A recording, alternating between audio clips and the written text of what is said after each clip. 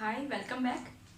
We did in the last theorem about the neighborhood of a point. Today we are going to discuss the limit of function of several variables. So, as we did in one variable, what is the definition of limit of a function? It is the tendency of the function to move to some real number as the variable is approaching to some real number, right? So, अगर revise करने के purpose से लिखें, तो हम ऐसे लिखते थे fx minus L is less than epsilon whenever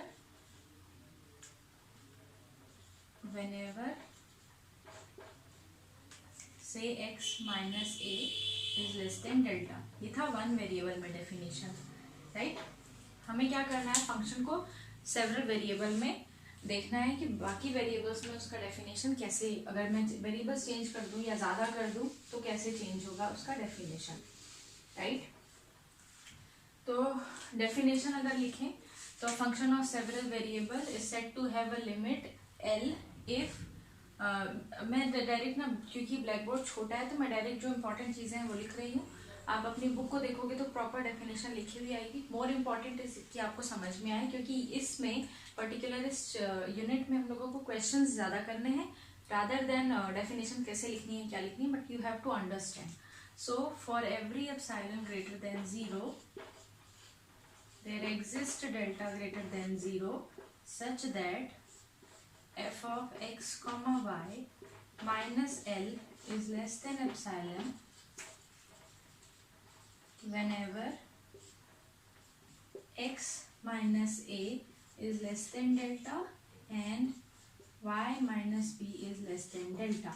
And in this case we write limit x comma y approaches to a comma b f of x comma y is L. So this is the definition and this is the notation that we write when we do limits of functions of several variable. So what we need to do is, अगर मुझे check करना है that the real number is a limit of a function of several variable, I need the existence of delta for every epsilon greater than 0.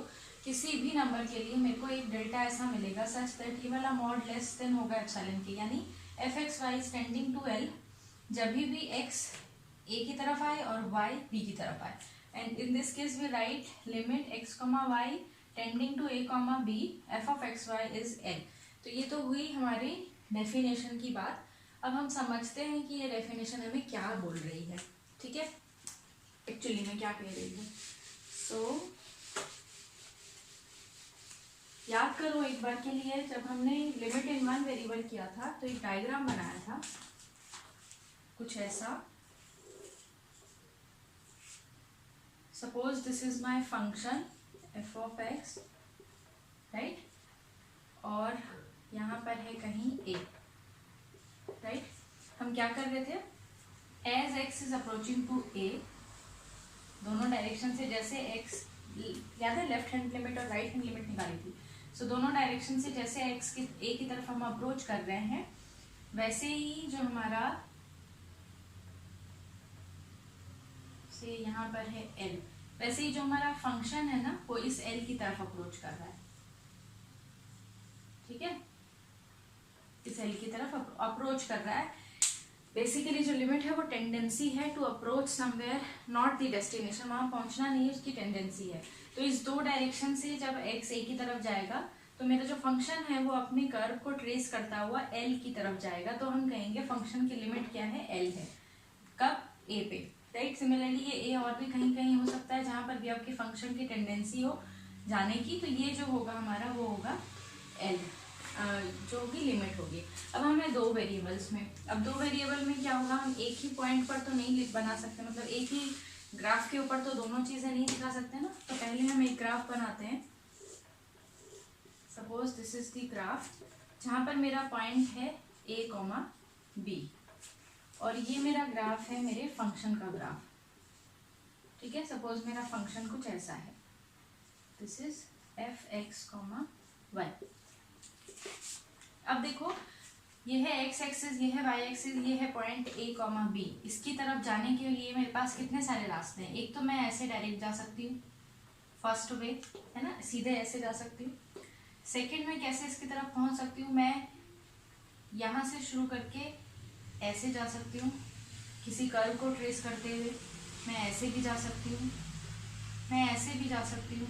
तो there are many different ways to reach a comma B.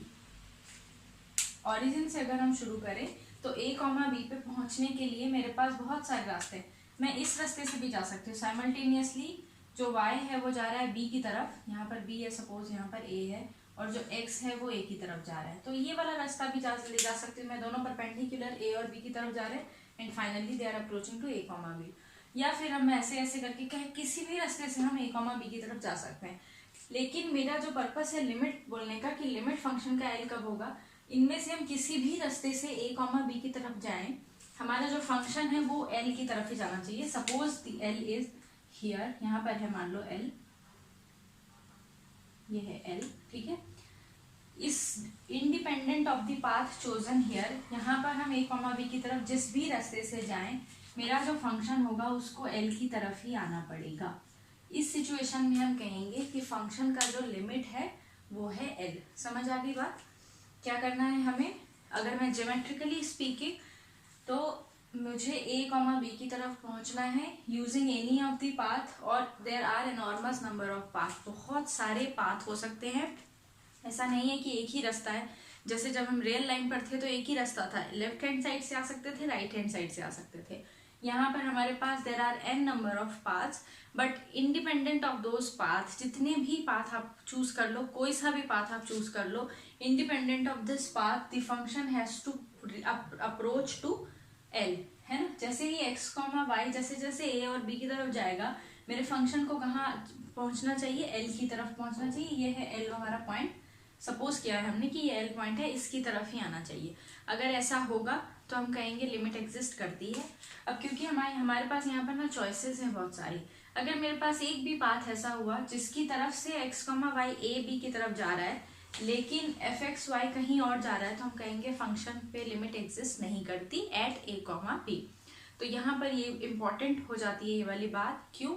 क्योंकि इतने सारे path में से मुझे एक भी path अगर ऐसा मिल जाए जिस पाथ पर चलकर x कॉमा वाई तो a कॉमा b पर पहुंच रहे हैं, बट मेरा फंक्शन l की तरफ नहीं जा रहा, तो मैं कहूंगी कि लिमिट एग्जिस्ट नहीं कर रही।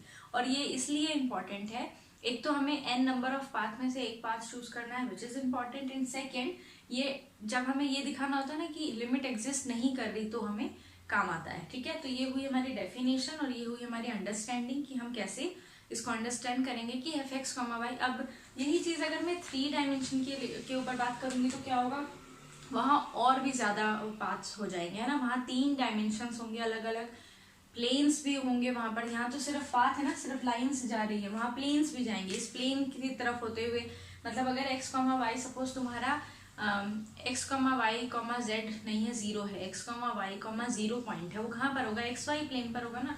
तो पूरा का पूरा प्लेन के थ्रू भी हम लोग उधर जा सकते हैं, वहां पर भी सेम कंसेप्ट है। रास्ता कोई भी चुने हम एक्स कॉमा वाई को ए की तरफ लेके जाने का, मेरा जो फंक्शन है वो एल की तरफ जाना चाहिए। अगर होगा तो लिमिट एग्जिस्ट करेगी, अगर नहीं होता है ऐसा तो लिमिट एग्जिस्ट नहीं करती, ठीक है। तो ये अंडरस्टैंडिंग की बात हुई है, तुम्हें समझ आना चाहिए कि मैथमेटिकली हम कैसे समझते हैं कि लिमिट एग्जिस्ट करती है या नहीं। अब आते हैं हम एक्चुअली जब हम क्वेश्चन सॉल्व करते हैं तो हम कैसे सॉल्व करेंगे for function of several variables की लिमिट कैसे एग्जिस्ट करेगी, ठीक है। और ये है एक छोटी सी बात, तुम्हें क्या करना है, इसका तो तुम नोट लिख लो कि क्या करना है। किसी भी फंक्शन में you need to put y equal to m x, y equal to m x square, y equal to m x cube and so on. समझ गए होगे, मुझे पावर्स इंक्रीज करनी है, या फिर मैं x को भी ऐसे चेंज कर सकती हूँ, m y x equal to m y square और x equal to m y cube, depending on the situation. हमें सबसे पहले जैसे ही हमें फंक्शन मिलेगा ना, अभी एक एग्जांपल करेंगे हम, हमें सबसे पहले क्या करना है, इन सब चीज़ों से सब्स्टिट्यूट करके देखना है। किसी भी एक से, तुम्हारा मन करे तो इसको चूज करो, इसको चूज करो, किसी भी एक को आपको चूज करना है, और फिर मैं बताती हूँ हम कैसे वो करेंगे। इसको नोट कर लो कहीं पर कि हमें y equal to m x substitution करना है या फिर x equal to m y, या इनकी पावर इंक्रीज करके सब्स्टिट्यूशन करना है। तो एक क्वेश्चन कर लेते हैं हम लोग। क्वेश्चन है limit x comma y approaches to 0 comma 0, you need to find out x comma y upon x square plus y square। इसकी लिमिट निकालनी है तुम्हें। पॉइंट कहाँ पर है? 0 comma 0 मेरा ये फंक्शन है। तो मेरा जो फंक्शन है एफ एक्स कॉमा वाई वो है ऐसा x y upon x square plus y square, और जो पॉइंट है ए बी वो है 0 comma 0। ऑरिजिन पे ही चेक कर रहे हैं हम कि हमारे फंक्शन की लिमिट एग्जिस्ट करेगी या नहीं। तो सबसे पहले मुझे क्या करना है, फर्स्ट स्टेप क्या होगा इसमें, मुझे क्या करना है, put y equal to m x put करके देखेंगे। तो मेरा जो एफ एक्स कॉमा वाई होगा वो क्या बन जाएगा, f x comma m x. Y को हमने क्या सब्स्टिट्यूट कर दिया, एम एक्स। तो फंक्शन में अगर मैं y की जगह एम एक्स सब्स्टिट्यूट करूंगी तो ये बनेगा x dot m x x square plus m square x square. ये आंसर आ जाएगा एम एक्स स्क्वायर, और नीचे से एक्स स्क्वायर कॉमन ले लूंगी तो 1 plus m square into x square. ये कैंसिल हो जाएंगे। What I am left with m upon 1 plus m square. अब यहाँ पर आकर के तुम कंक्लूड कर सकते हो, since this expression is not dependent on is not independent of m, it is basically dependent on m. हम क्या कर रहे हैं, जैसे ही हम y equal to m x लिख रहे हैं या y equal to m x square लिख रहे हैं, हम पाथ दे रहे हैं अलग अलग। जो हमने डायग्राम में अभी लास्ट लिखा था ना, डिफरेंट डिफरेंट m की डिफरेंट वैल्यूज दो, हमें पाथ अलग अलग मिलने लग जाएगा। हमारा बोलने का मतलब ये है व्हेन वी सब्स्टिट्यूट इट, अगर ये m से इंडिपेंडेंट आ जाता है ये एक्सप्रेशन तो लिमिट एग्जिस्ट करेगी, क्योंकि m का फर्क नहीं पड़ रहा। आप कोई भी पाथ लो, पाथ इंडिपेंडेंट हो जाएगा। बट यहाँ देखो m का फर्क पड़ेगा। m अगर +1 लोगे तो कुछ आएगा आंसर, m -1 लोगे तो कुछ आएगा आंसर। जैसे वहाँ होता था लेफ्ट हैंड लिमिट और राइट हैंड लिमिट अलग अलग आ जाती थी तो हम कहते थे लिमिट एग्जिस्ट नहीं करेगा। वैसे यहाँ पर क्या हो रहा है, जैसे ही हम m को डिफरेंट डिफरेंट वैल्यूज देंगे ये वैल्यू अलग अलग आती रहेगी, राइट। तो हम कहेंगे लिमिट एग्जिस्ट नहीं करती। छोटा सा कंसेप्ट है, पहले you need to put y equal to m x, ये एक्सप्रेशन आ जाएगा, और सेकेंड में तुम्हें इस एक्सप्रेशन के साथ लिखना है। जो तुम्हारा सेकेंड स्टेप होगा उसमें तुम्हें क्या करना है, सेकेंड स्टेप में you need to write that since f x comma y which we have made the substitution of this is not independent or independent of m, therefore the limit does not exist। Limit कहाँ check कर रहे हैं हम, 0 comma 0 पे, of f x comma y does not exist। अच्छा, एक और चीज मैं यहाँ पर आप लोगों को बता दूं, ये जो y equal to m x choose किया है ना, ये 0 comma 0 पे जब लिमिट चेक कर रहे होंगे हम तभी चूज कर सकते हैं। क्यों? क्योंकि as x approaches to 0 y approaches to 0, ये हमें यहाँ पर थोड़ा ध्यान रखना है। वो नोट में मैंने ऊपर में मेंशन नहीं किया, वहाँ लिख लो। जब भी हमारा लिमिट हमें ओरिजिन पे चेक करना है, 0 comma 0 पे चेक करना है, तो ये सब्स्टिट्यूशंस करेंगे। अब इन्हीं सब्स्टिट्यूशंस को तुम चेंज भी कर सकते हो अकॉर्डिंग टू योर विश, लेकिन अभी उसकी ज़रूरत नहीं है। सिर्फ 0 comma 0 ओरिजिन पे चेक करो, y equal to m x put करो, y equal to m x square put करो, और चेक करो कि लिमिट एग्जिस्ट कर रही है या नहीं, वो एक्सप्रेशन m से फ्री है या नहीं। अगर ये फ्री हो जाता है m से, यहाँ m जैसा कुछ भी नहीं आता m से रिलेटेड, तो हम कहेंगे लिमिट एग्जिस्ट करती है, अदरवाइज हम कहेंगे लिमिट एग्जिस्ट नहीं करती। ठीक है, एक और कर लेते हैं हम यहाँ पर क्वेश्चन। बहुत इजी है क्योंकि हमने वन वेरिएबल में पढ़ लिया है, तो अब हमें ज़्यादा कुछ नहीं करना, सीधे सीधे बस लिमिट चेक करते रहना है। ठीक है, जैसे एक और क्वेश्चन है, again second question, we need to check the limit at origin x comma y approaches to 0 comma 0 and my function is x square y upon x raised to the power 4 plus y square। I guess यही है, yes, when x raised to the power 4 plus y square is not 0 and 0 else। ये हमारा function है, ठीक है, और मुझे इसका लिमिट फाइंड आउट करना है एट ऑरिजिन। ये कह रहे हैं जब x रेज़ टू मतलब जब ये डिनोमिनेटर 0 नहीं है तो फंक्शन की ये वैल्यू है, जब ये डिनोमिनेटर 0 है तो फंक्शन 0 के इक्वल है। तो मुझे क्या करना है, क्वेश्चन लिख लिया होगा, मैं सिर्फ क्वेश्चन रहने देती हूँ, बाकी चीज़ें मिटा देती हूँ। ये है मेरा फंक्शन, ठीक है। मुझे क्या करना है, सबसे पहली चीज़, I need to put, this is my function f of x comma y, I am putting y equal to m x, क्योंकि जो मेरा पॉइंट था a कॉमा बी जहाँ पे मुझे लिमिट चेक करनी है वो है 0 comma 0। So putting y equal to mx, f of x comma y will change to f of x comma mx, right? y mx हो जाएगा, यहाँ चेंज करोगे तो क्या आ जाएगा, यहाँ आ जाएगा x cube into m divided by ये आ जाएगा x raise to the power 4 plus m square x square, right? This will become, अगर मैं कॉमन ले लूँ तो दिस विल बिकम, यहाँ पर एक x बच जाएगा, x m upon x square plus m square, ये कुछ ऐसा आ जाएगा, राइट? अब ये m से फ्री तो नहीं है, मतलब m है यहाँ पर बट x भी है, राइट? तो अब देखो जरा हम क्या कर रहे हैं, my x comma y is approaching to 0 comma 0. When I substitute y equal to mx, then x approaches to 0 will definitely imply that y is going to 0. x is approaching to 0. ये जैसे ही 0 पे approach करेगा y भी 0 पे approach करेगा, तो ये जो दो हमारे वेरिएबल्स थी वो एक वेरिएबल में चेंज हो जाएगा, x अप्रोचेस टू 0. तो मुझे अब इसका लिमिट निकालना है as x approaches to 0, right? यहीं पर निकाल देते हैं, limit as x approaches to 0 of this particular expression will be 0, क्योंकि ऊपर 0 आ गया, ये वन वेरिएबल वाला लिमिट है. एक्सरसाइज भी है, अगर तुम चाहो तो कर सकते हो घर पे बैठ करके इसकी left hand limit right hand limit check करो. तो ये आ जाएगा 0 and hence the limit of the function is 0, ठीक है? तो ये हुए हमारे दो एग्जाम्पल्स. इसके एग्जाम्पल्स आपको मिलेंगे पेज नंबर 486 पे. बहुत सारे एग्जाम्पल्स होंगे करने के लिए, कुछ क्वेश्चंस भी होंगे, वो क्वेश्चंस भी करो. इस वीडियो में आपको क्या समझ में आया? 1 नंबर लिमिट की डेफिनेशन कैसे डिफाइन किया था एप्सिलॉन डेल्टा.